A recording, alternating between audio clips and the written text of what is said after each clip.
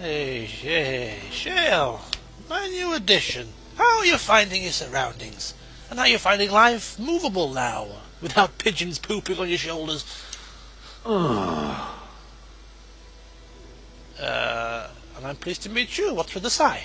Oh, that. Merely reflecting on the hopeless nature of the task in front of it. The most likely outcome is that it and its companions will become a stain on some rock for the Darkspawn to tread upon. I shall be moved to a single tear by the tragedy. Well, won't we be right next to your stain? I think not. I am made of pure rock, skin to core. At best, I can become a pile of dust, but a smear I will definitely not leave behind. That's for softer, squishier things like itself and its friends. What's that? Did it hear flapping wings? There may be pigeons nearby. We should be alert. Yes, and if you cheek me again, the rock thing, I'll have them land upon you and claw your bloody eye out. Right. My favourite time of the day, it has to be said. Chatting with Morrigan. Let's hope I don't annoy you this time. Oh, nice raging fire you've got going on here, Morrigan, all to yourself. Care to share it? What do you wish of me? Oh, I'd like to ask you something. If you must. Have I asked these before? I can't remember. It's been so long. Is Flemeth really what she seems to be? Well, that depends, does it not? What does she seem to be? She seems to be an old woman. I think I've asked this before, actually.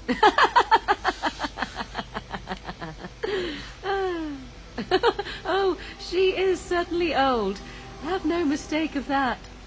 Tell me, how much do you know of the tale? The one that the chastened still tell of my mother, to frighten them into obedience. I know it all. I've just listened to the whole story from bloody Liliana. I've heard little of it. No doubt such a tale has mutated much over time and telling. Yes, mutated I many can times. relay what Flemeth once told me herself, and you can decide whether or not 'tis the truth, if you desire. And now I'll have to listen, because I don't want to insult her. So, go on. As the tale is sung by the bards, there was a time when Flemeth was young God. and beautiful, a fair lass in a land of barbarian men, the desire of any who saw her. Just how long ago is this? Many centuries, before this land was even named Ferelden. Many centuries. The tales say that Flemeth fell in love with Osen the bard, and fled the castle of her husband, the dread Lord Conabar, and that he swore vengeance for her infidelity. In truth, my mother claims that 'twas Osen who was her husband, and Conabar the jealous lord who looked on from afar. Really? Lord Conabar approached young Osen and offered him wealth and power in exchange for his lovely wife, and Osen agreed. My God!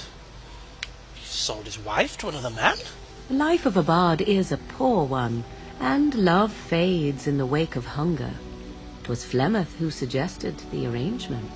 All would have been well had Lord Conabar kept his end of the bargain. But he was a foul man who bargained with coin he did not possess. Osen was led off to a field and slain, left for dead. Flemeth spoke to the spirits and learned of the deed, and swore revenge. Well, I have to say, this makes more sense than Liliana's version. So, she spoke to the spirits, or did she actually speak to demons? Spirits first, and 'twas they who slew Conabar.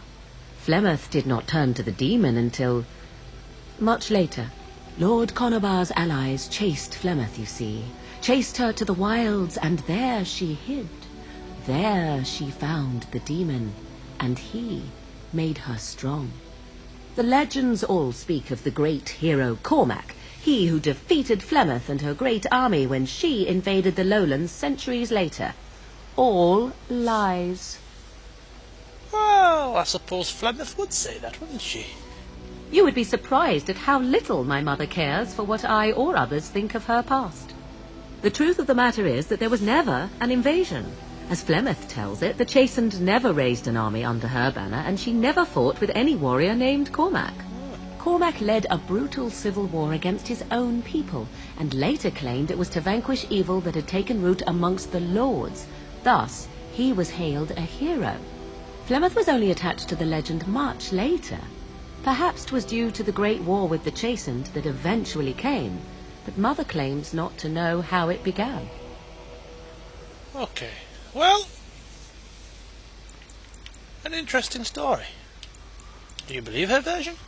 I do not believe everything that Flemeth claims. Oft it seems her bitterness has coloured her memories. Yes. But on the whole, yes, Like a bit of I believe dementia this as well. tale, if not all.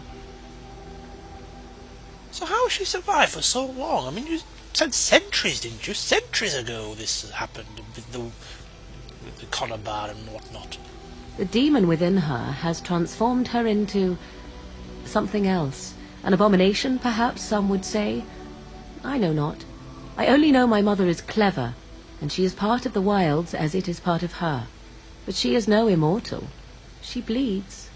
A blade in her heart would kill her like any other, were it lucky enough to find her. She hasn't been lucky enough in centuries, so...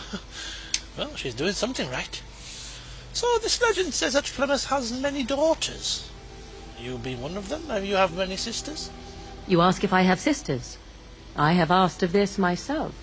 The stories tell of many witches of the wilds after all, not just the one, and these tales existed long before I did.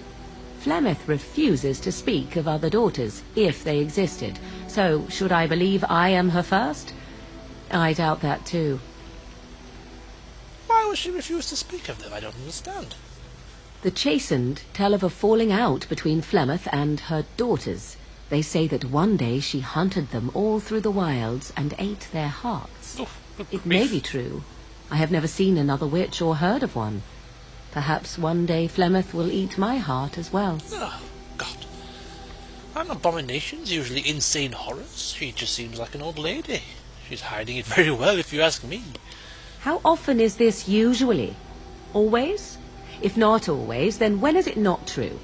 There are more things in this world and the next than you or I could ever hope to understand. What Flemeth became is a mystery. I suspect, even to her. Well, thank you very much for enlightening me, Morrigan. I thought I heard Liliana's version and that was pretty decent, but yours, so much better, if you don't mind me saying. Flemeth tells it with far more embellishment than I, but you are welcome. I struggle to Dare I believe ask that. of your own mother? Few are abominations of legend, 'tis true, but I find myself curious, nevertheless. Well, my mother, I have to say, is a useless drunk, if you must know. Ah, then you have my sympathies for what it is worth. Which is very little, I am certain. It matters not. Let us move on. Well, I suppose... No, your sympathies mean something to me, trust me. What do you wish of me? Now, let's see if we can discuss something a bit more personal. You know, we've chatted about stories over the campfire. Let's get to a bit of business. We are in camp, so 'tis as good a time as any. Indeed it is. Have I asked this as well? Why are you still here? That's quite rude. I'll ask it again. I am here because Flemeth commanded me to aid you. Why? Do you wish me to leave? No! I can do so Don't if you be prefer. silly, I'll ask you to leave. I don't want you to leave. Then I assume our discussion ends here. Ah, damn, I've now insulted it. Oh my God! No! What have I flaming done? All that conversation and now I've made things worse. I will never ask that again. Flaming Dora. Oh, for God's sakes. Right! Conversation over. I'm now unhappy. Did all that and now I've frustrated my only person I like round here. Where do you see these thingamajiggies? The bars. That's still decent. Give her a few treats and she'll be right as rain. Okay. Let's gather our forces, people. It's time to march on to Redcliffe. Arliman awaits. Morrigan, you shall come. Indeed. Indeed you shall. Well, Alistair, you shall come. Yes. And Liliana, you shall go. Indeed.